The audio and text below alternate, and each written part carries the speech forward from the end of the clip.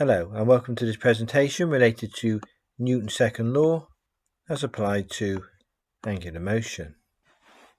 This is part 2 of the lecture. In the first presentation we overviewed the theory related to Newton's second law applied to angular motion. We defined some terminology associated with rotating masses such as moment of inertia and radius of gyration.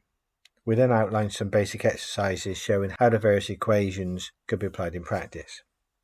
This presentation now builds on the introduction and considers slightly more complicated problems involving friction effects and essentially focuses on further questions. It is assumed you've seen the introductory presentation before reviewing this presentation. Here's a brief overview of the presentation related to Newton's second law applied to angular motion. We commence with an introduction that now considers friction effects as applied to rotating masses. Then we consider an array of examples, exercises and questions extracted from our workbook. So example 2, we're asked to determine the braking torque, TB, is required to bring a shaft flywheel combination to rest. Exercise 5, we're asked to determine the flywheel's angular acceleration, symbol alpha, for a given torque applied to the flywheel. Question 1, we're asked to determine torque capital T required to accelerate an electric motor's rotor. Question 2, we're first of all asked to calculate the moment of inertia of a disc, given the mass density of the disc material. Then for the first scenario given, we're asked to calculate the torque required to accelerate the disc. And for the second scenario, we're asked to calculate the braking torque, TB, required to bring the disc to rest. Question 3, we're asked to determine the friction couple, TF, for a given scenario, and then find the time taken, lowercase t, to bring a rotating rotor to rest. Question 4, again we're asked to calculate the moment of inertia, this time of a thin rotor, and for a given scenario calculate the time taken, lowercase t, for the rotor to reach maximum speed. Finally, I leave you with question 5 to solve at your own pace. And here are the approximate start times related to the various sections contained within the presentation to hopefully aid your ease of access through the presentation. But these are only approximate start times. And for reference, here's a listing of unity brackets that may be helpful. For example, when converting revs per second to radians per second, or revs per minute to radians per second, or converting a torque from Newton millimeters to Newton meters, or a mass in tons to a mass in kilograms. Such conversions may be required within some of the questions we undertake in this presentation. Unity brackets help structure conversions from one unit to another. For your reference, there is a separate lecture on the use of cancelling unity brackets. So from the previous presentation, Newton's second law applied to angular motion derived the equation T is equal to I alpha. T is the applied torque, I is the moment of inertia, and alpha is the angular acceleration. And this theory is applied to rotating masses such as rotating discs, rotating shafts, rotating flywheels, etc., etc. So let's very briefly recap Newton's second law applied to rotating masses. Here's a situation where a disc is being accelerated, but we're ignoring friction effects. So in figure 4 we have some angular velocity of the disc, omega. We apply a constant torque to the disc, and that produces some angular acceleration and a change in angular velocity.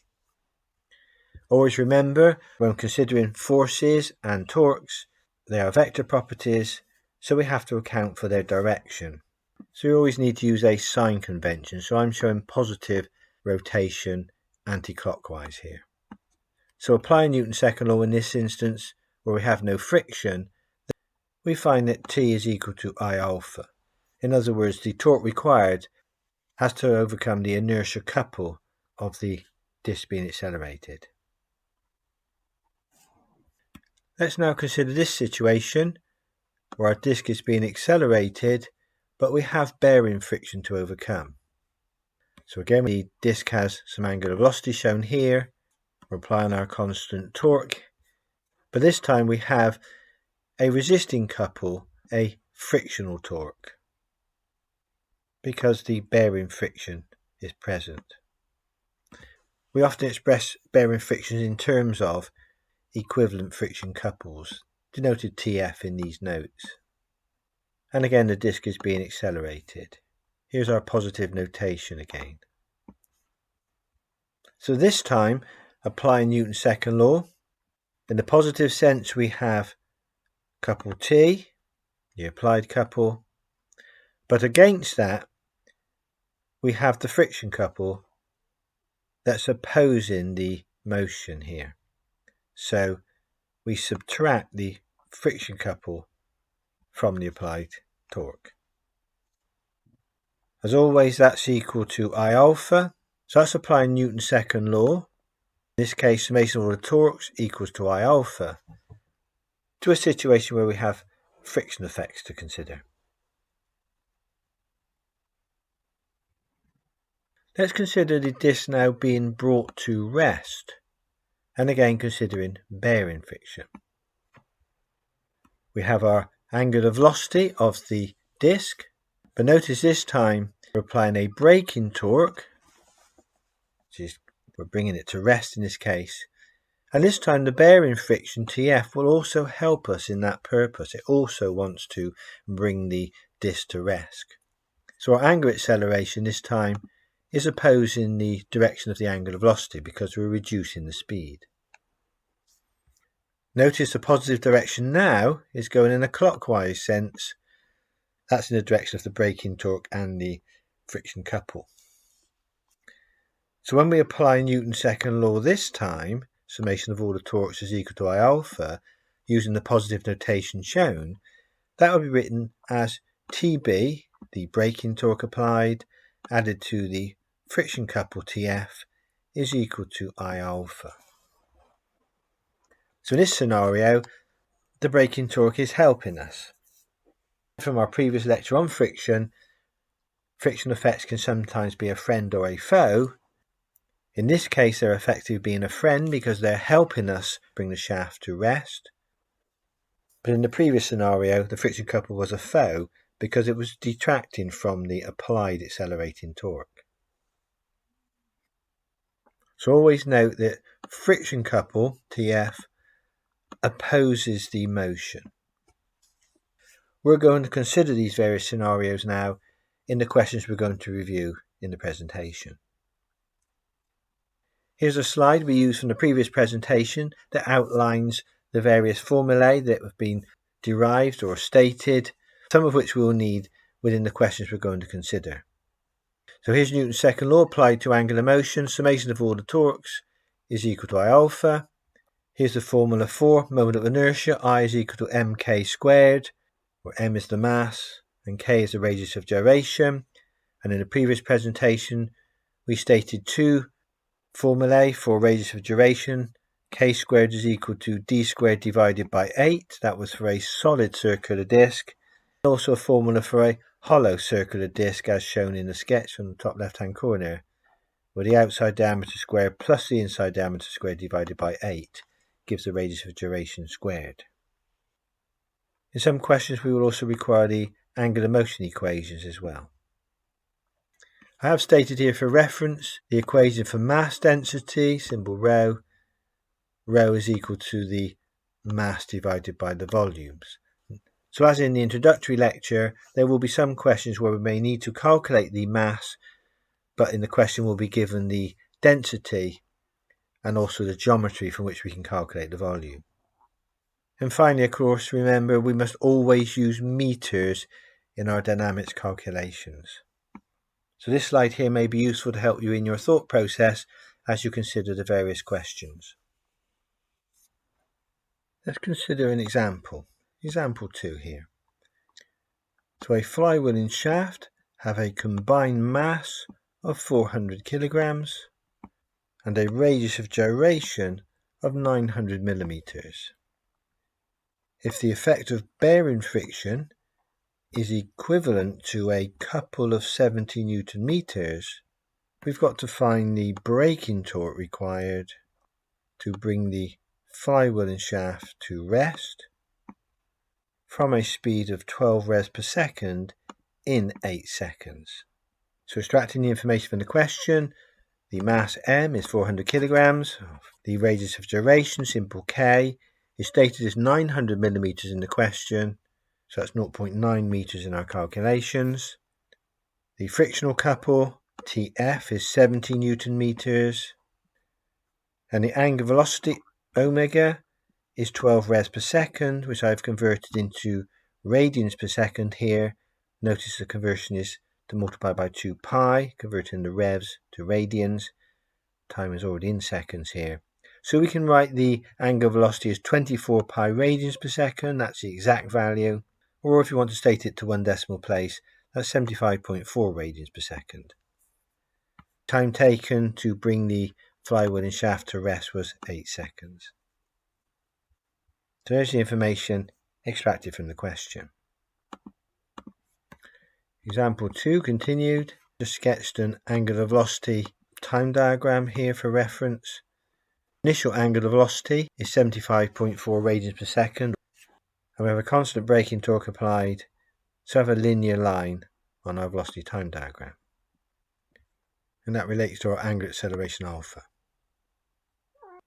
So on the diagram on the right hand side here, I showed my applied braking torque, TB, and of course the frictional couple is shown in the same direction as the braking torque, and the angular acceleration in this particular case will be a retardation. Noting my positive notation, clockwise here, and applying Newton's second law, summation of all the torques, that will be TB plus TF is equal to I alpha. We can calculate the moment of inertia I, that's mk squared. We're given the mass in the question 400 kilograms. The radius of gyration is 0.9, so 0.9 squared here. So we can evaluate the mode of inertia I, 324 kilogram meters squared. We can evaluate the angular deceleration alpha from an equation of motion. That's omega f minus omega I divided by the time taken. So final angular velocity is 0 because it's brought to rest. Initial angular velocity is 75.4 radians per second, or the exact value is 24 pi radians per second.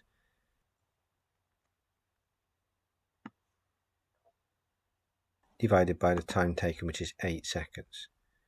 Notice that's a negative angular acceleration, negative 3 pi radians per second squared, because of course it's a deceleration, it's a negative slope, negative gradient here on the velocity time diagram. From Newton's second law outlined above, we rearrange now to find the braking torque TB, so we subtract TF from both sides of the equation. So TB is equal to I alpha minus TF. We now insert the values. We know the moment of inertia is 324 kilogram meters squared. We have the angular deceleration. Just notice in this case, although it was calculated to be negative 3 pi radians per second squared, in this equation it becomes a positive 3 pi because the angular acceleration alpha is in the positive direction for our Newton's second law equation, so be very careful there. The negative sign on the acceleration is ignored as the positive direction is in the sense of the deceleration. And the bearing friction TF is stated in the question as 70 Newton meters. So that evaluates to a braking torque of approximately 2,984 Newton meters. So that's a typical example of a rotating mass where friction effects have to be considered. Exercise 5. A flywheel has a moment of inertia of 10 kilogram meter squared. We've got to calculate the angular acceleration of the flywheel due to an applied torque of 8 Newton meters, given that the bearing friction is 3000 Newton millimeters. The answer is shown in the bracket here. I'd encourage you to start the presentation and attempt this question, but I'll show you the solution on the following slides. Considering the information given in the question, we have the moment of inertia of the flywheel, so we have the value of the I. We're given the applied torque and the bearing friction, so we have the torques applied. And we've got to find the angular acceleration, which we can find by transposing this equation. So exercise 5, here's the solution. Be careful in the solution. The friction couple TF is given as 3000 Newton millimeters in the question, so we must convert that to 3 Newton meters here. Applying Newton's second law in this particular case, for an accelerating flywheel, that will be applied torque T minus the friction couple is equal to I alpha. And then rearranging the equation for angular acceleration, alpha, that's the T minus TF divided by I. Inserting the values, alpha is 0.5 radians per second squared. Here's some tutorial questions. Question 1. The rotor of an electric motor has a mass of 200 kilograms, a radius of gyration of 150 millimeters, and we've got to find the torque required to accelerate the rotor from rest to 1500 RPM in 6 seconds. The frictional torque is given as 50 Newton meters. Answer is shown in the bracket. I would encourage you to start the presentation and attempt question 1, but I'll show you the full work solution on the following slide. Again, if it helps you for a moment, here's our slide containing all the various formulae. Highlight what you're trying to find from the question and tick off the information given and see if that helps you think your way through the problem. So it's question 1, here's the solution. Given in the question, mass M, 200 kilograms. Radius of gyration, symbol K, is given as 150 millimeters in the question, but of course we always use meters in our calculation, so 0.15 meters here. So now we can calculate the moment of inertia I. It's mk squared, have the mass of the radius of gyration squared. So that's 4.5 kilogram meters squared for I. We know the initial angular velocity omega I would be 0. The final angular velocity is 1500 RPM. Multiply that by 2 pi divided by 60. We convert that to radians per second, so the exact value is 50 pi radians per second, which is approximately equal to 157.1 radians per second. The frictional torque TF is 50 Newton meters. Here's our information extracted from the question. So from our diagram of the situation here, we have a torque that's accelerating the shaft, so of course the friction couple will oppose the applied torque. So for Newton's second law, T minus TF is equal to I alpha. So question 1, solution continued. To sketch an angular velocity time diagram, for reference here. This is an accelerating situation, so a positive linear line shown. Initial angular velocity is 0, final angular velocity is 50 pi radians per second. On the right hand side I have my free body diagram of the rotor here. We're accelerating, so an applied torque T produces an angular acceleration alpha, shown positive here in the clockwise direction. So the friction couple is opposing the motion here, so that's in the anti-clockwise direction. So apply Newton's second law, that's T minus TF is equal to I alpha. We've got to find the applied torque T in this case, given TF. Having calculated I on the previous slide, we just need to calculate alpha here. So from an equation of motion, alpha is equal to omega f minus omega I divided by the time taken. So inserting the values, alpha is equal to 50 pi radians per second, final angular velocity minus the initial angular velocity, 0, all divided by 6 seconds, shown here. So 26.18 radians per second squared. Now we simply transpose Newton's second law for the situation. So adding Tf to both sides of the equation, the applied torque T is I alpha plus Tf. The I was 4.5 kilogram meter squared. Just calculated alpha above. And we're given Tf in the question. So the required torque applied in this case is 132.8 Newton meters. Second tutorial question here.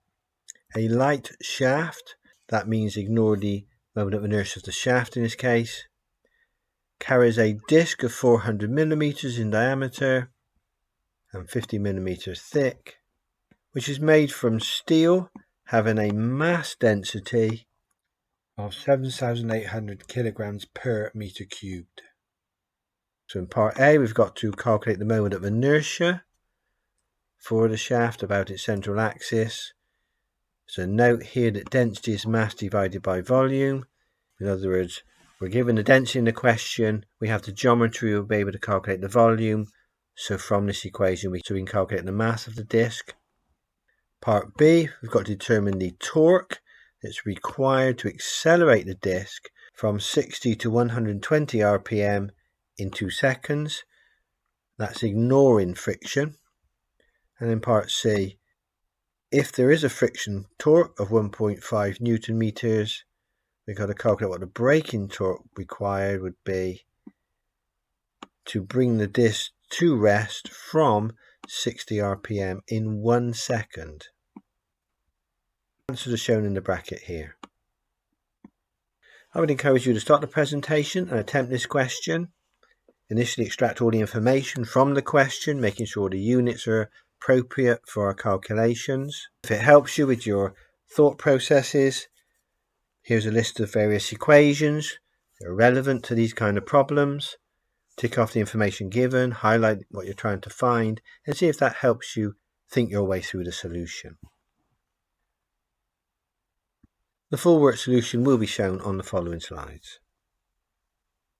Here's question 2, solution. Extracting the information from the question. Disc outside diameter, given is 400 millimeters in the question. So capital D is 0.4 meters. We're given the thickness of the disc, 50 millimeters.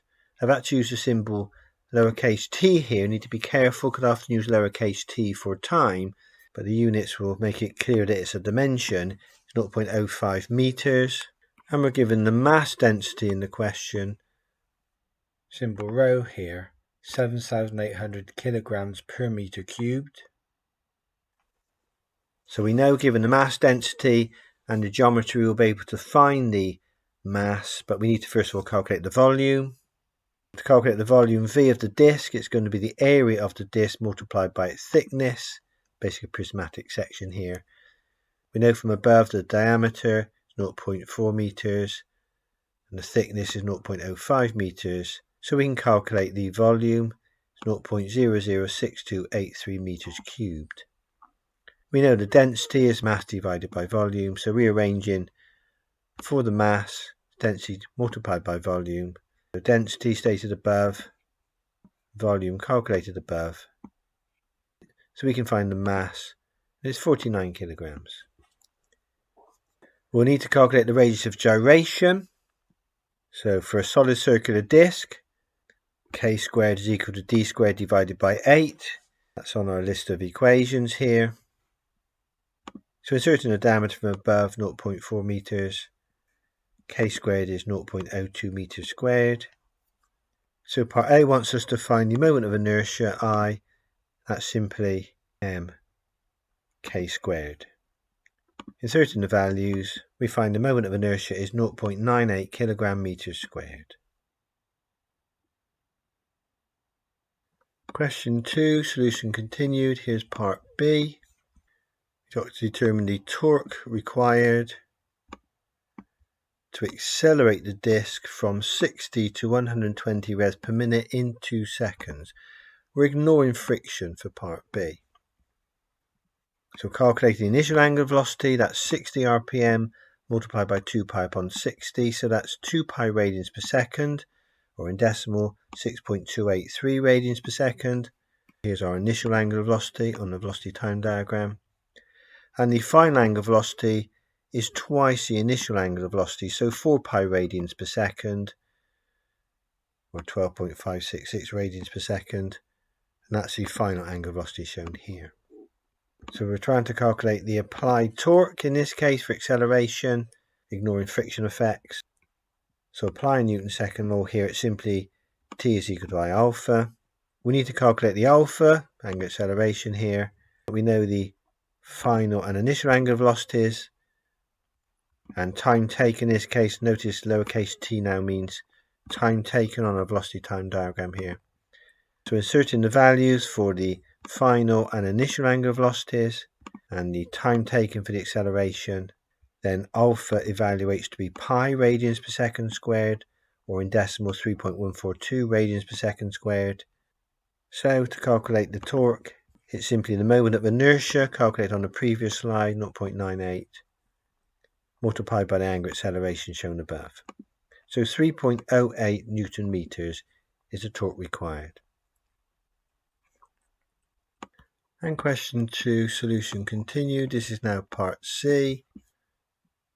If a friction torque of 1.5 Newton meters now acts, what's the braking torque required to bring the disc to rest from 60 rpm in 1 second?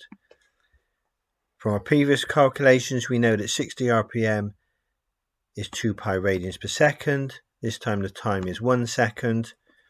The scenario here is that the braking torque is to be determined. We have a frictional torque also in the system this time, and because we're bringing the disc to rest and applying Newton's second law here using our positive notation, that will be Tb plus Tf is equal to I alpha. We know from the question the friction couple is 1.5 Newton meters. We can calculate the angular acceleration alpha in this case. It's a retardation, of course. Knowing the final angular velocity was, of course, would be 0. And the initial angular velocity was to be 2 pi. So we have those values here. And the time taken in this particular case, t, is 1 second.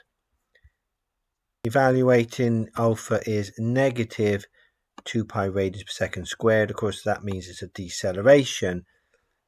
And from Newton's second law above, we have to rearrange for the braking torque, so we subtract Tf from both sides of the equation, inserting the values for I, it's 0.98 from our previous slide. Notice that the value of alpha here is actually 2 pi, it's positive 2 pi, because the direction of the acceleration is in the positive direction we're using here for our Newton's second law equation. So the whole situation is decelerating here, so our alpha is actually positive in this equation. So evaluating the braking torque is 4.658 Newton meters. Question 3. A light shaft, again that means ignore the inertia of the shaft, carries a turbine rotor of mass 2 tons. Radius of gyration is 600 millimeters.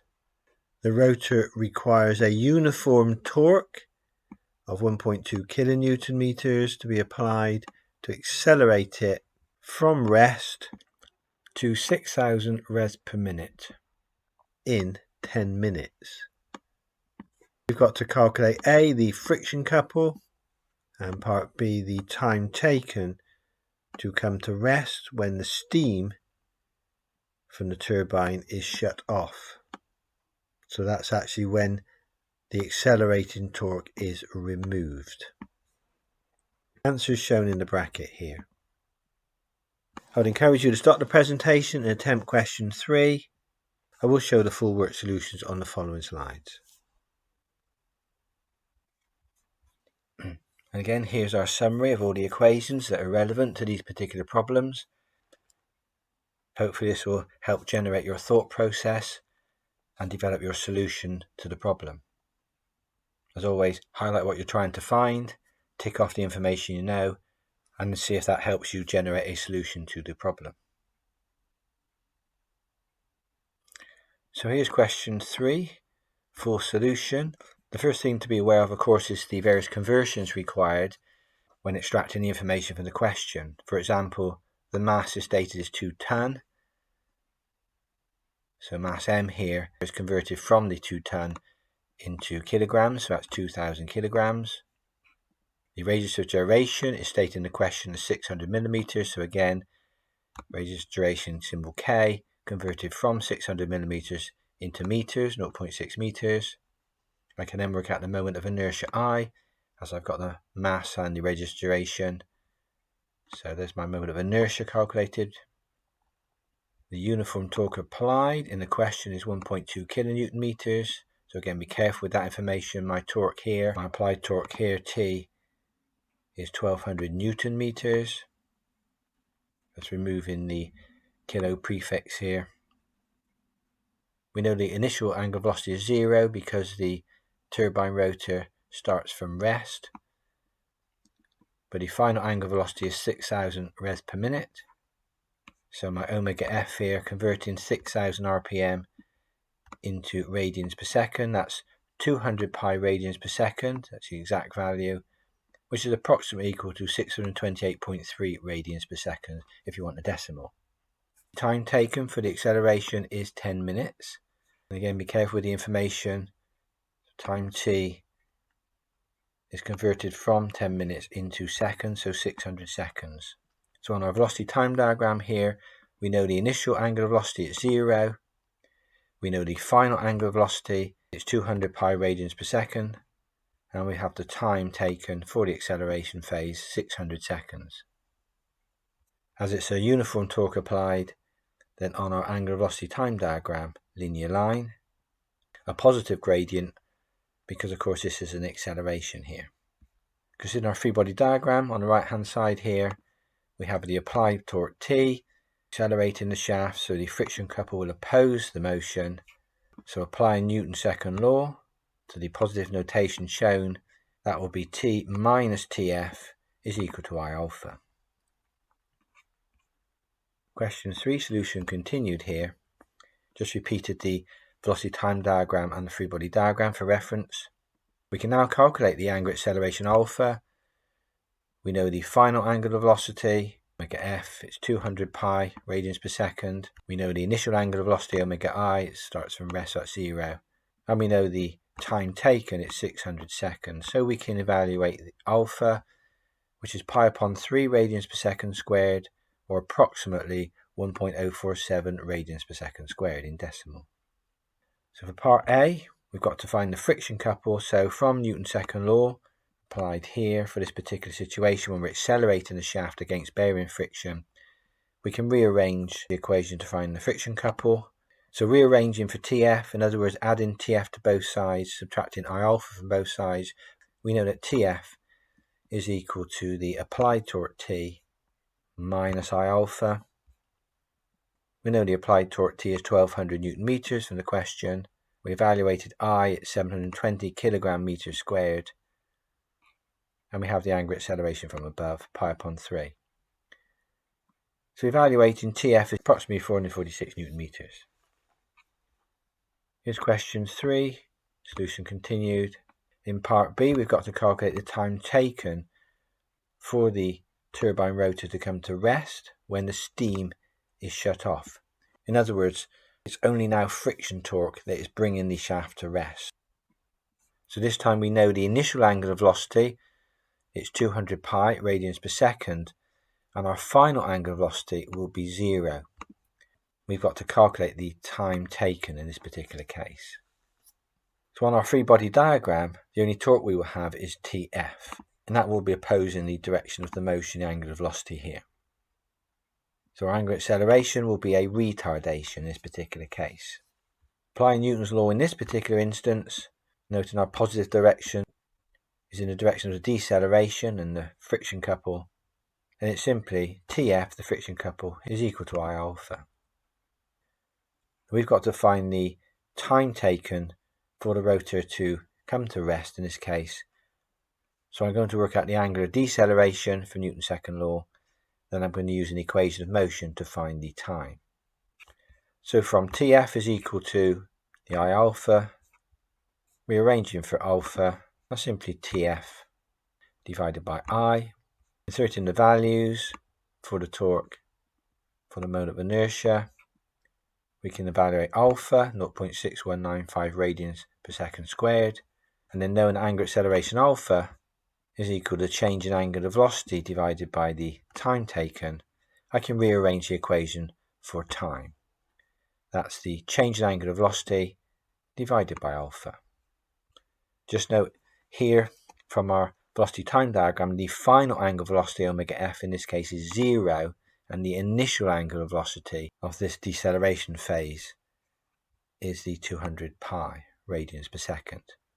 Also be careful here that the alpha calculated is actually a deceleration shown here, so therefore this is a negative value when inserted into the equation here. So a negative in the numerator, a negative in the denominator, that will produce a positive value of time. So the time for the rotor to be brought to rest is now 1014.2 seconds. And just converting to minutes, that's around 16.9 minutes. That's a long time, but don't forget there is no braking torque applied here. It's purely due to the friction couple, the friction at the bearings most likely, that is causing the rotor to eventually come to rest. Here's question 4. Here a drum rotor is a thin cylinder of mean diameter 1.2 meters having a 5mm wall thickness and a length of 600 millimeters. The material is mild steel and that has a density of 7.8 megagrams per meter cubed. We've got to calculate the moment of inertia of the rotor about its polar axis, and we've got to find the time taken for the rotor to reach a speed of 3,600 RPM from rest, given that the driving torque, accelerating torque if you like, is 55 Newton meters and there's a friction torque, friction couple, of 5 Newton meters. Answers shown in the bracket here. I'm going to let you think through this question on your own. And just for reference, given the information in the question, which states that the drum is a thin cylinder, we've analysed thin cylinders in later presentations, the D upon T ratio here, where D is usually inside diameter, but I'm using mean diameter here, divided by the wall thickness, which is 5 millimeters or 0.005 meters, is 240. So it's a very, very thin wall section here. And for your reference, to work out the volume of such a shape, we can actually use this formula where the volume is approximately equal to pi multiplied by the mean diameter multiplied by the wall thickness. So that calculates to find the area,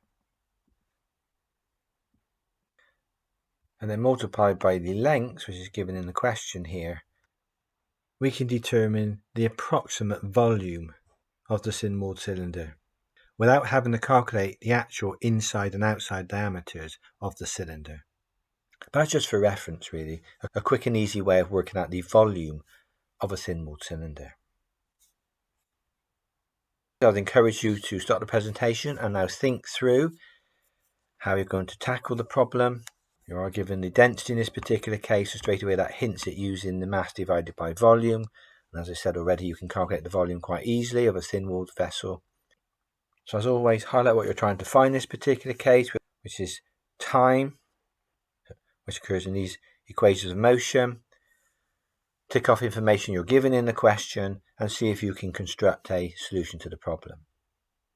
Don't forget the summation of all the torques here relates to either an accelerating situation or a braking situation.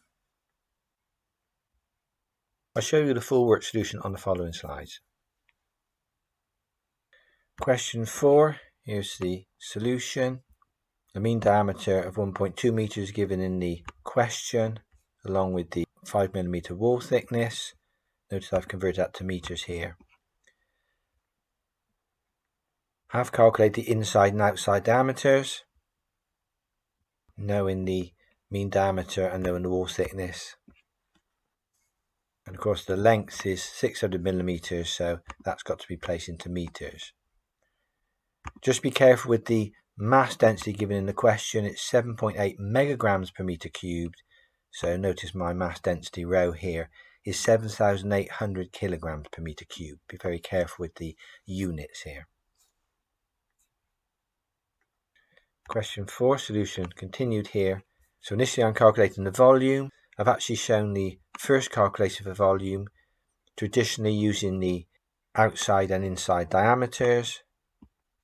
Gives me a volume of 0.0113 meters cubed. But had you have used the alternative formula I mentioned, which is pi multiplied by the mean diameter multiplied by the thickness multiplied by the length, you have exactly the same volume without the need to calculate the inside and outside diameters. But that's just for reference really. I'll let you work through the rest of the solution here on the slide. Notice the radius of gyration squared here is for a hollow section. I have used the outside and inside diameters here, so I can work out my k squared, and then I can work out my moment of inertia for the rotor. And question 4, solution continued here. I'll let you work through a solution at your own pace. Again, applying Newton's second law, this particular situation where we're accelerating the rotor, and then applying an equation of motion to find the time taken, approximately 4 minutes. And finally, question 5, we'll leave this question for you to attempt. Again, there is a hint in the question when calculating the volume of a thin ring. The answers for moment of inertia and the change in speed of the flywheel are shown in the bracket here. Just note when the question says it to find the change in speed in flywheel, that means you've got to calculate the omega f minus omega I value, sometimes written as delta omega.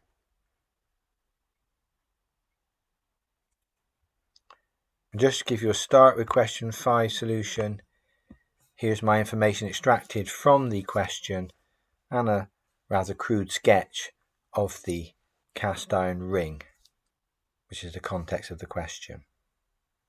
Again, it can be considered a thin ring when calculating the volume of the ring or the flywheel here.